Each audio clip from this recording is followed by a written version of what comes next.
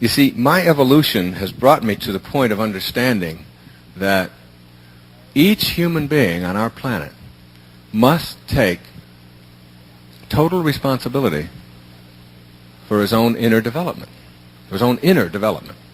And our inner development is something that we ignore a lot as we progress through this whole ladder of life. And I think of a metaphor. The metaphor is like a candle, and the candle flame that is burning inside of you, all right?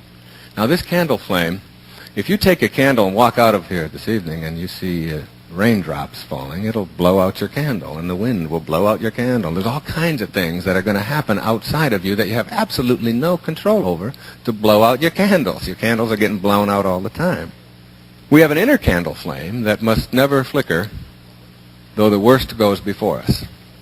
And that's perhaps the highest place we can get to in our lives, is to understand that what our own inner development, symbolized by that candle flame, must never change, must never even flicker. It is our responsibility, not only for ourselves, but for our children as well, to raise them to believe that whatever is going on inside of you is entirely up to you. You own it. It is yours. If you were raised on blame, it is a habit for you to reach for this excuse whenever you wish to explain why something is not working in your life.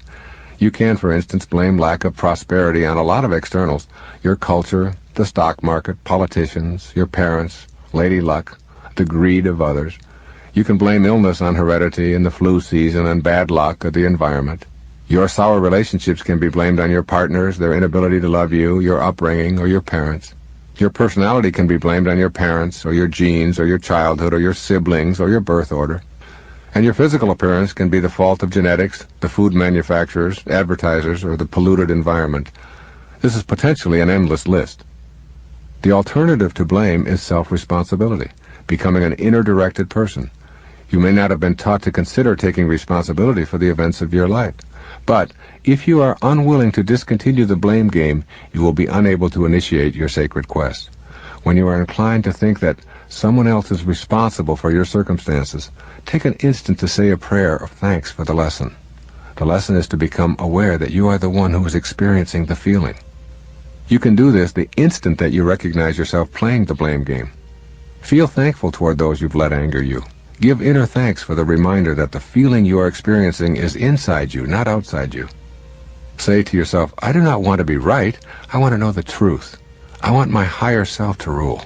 No one is to blame for how I am feeling. It is my feeling, and I respect that. These kinds of affirmations will lead you to self-reliance and to the way of the sacred quest.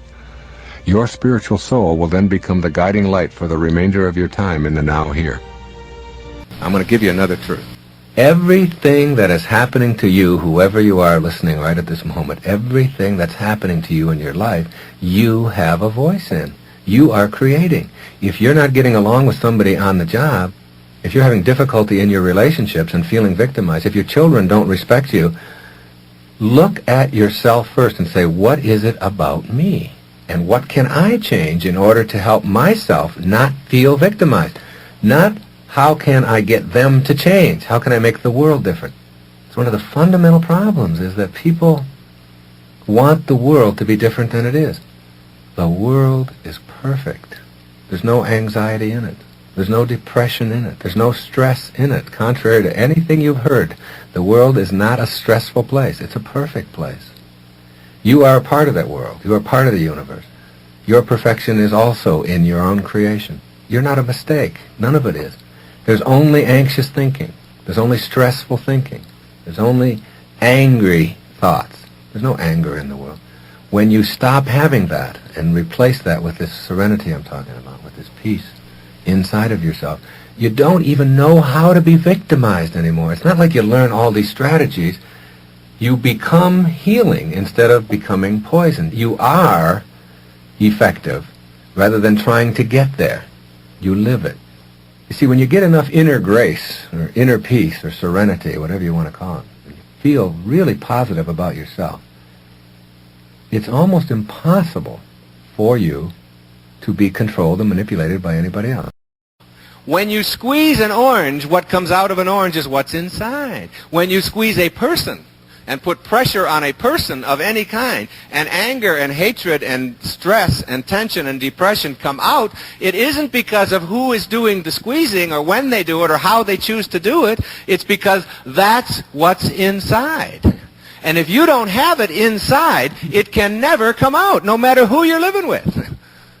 No matter how tough it may seem to you. And when somebody cuts you off on the freeway, and you're mad as hell and going to get even with them, you're going to get up in front of them and slow down and make them see what it's like, it isn't because they cut you off that you're so upset. It's because that's what you carry around inside.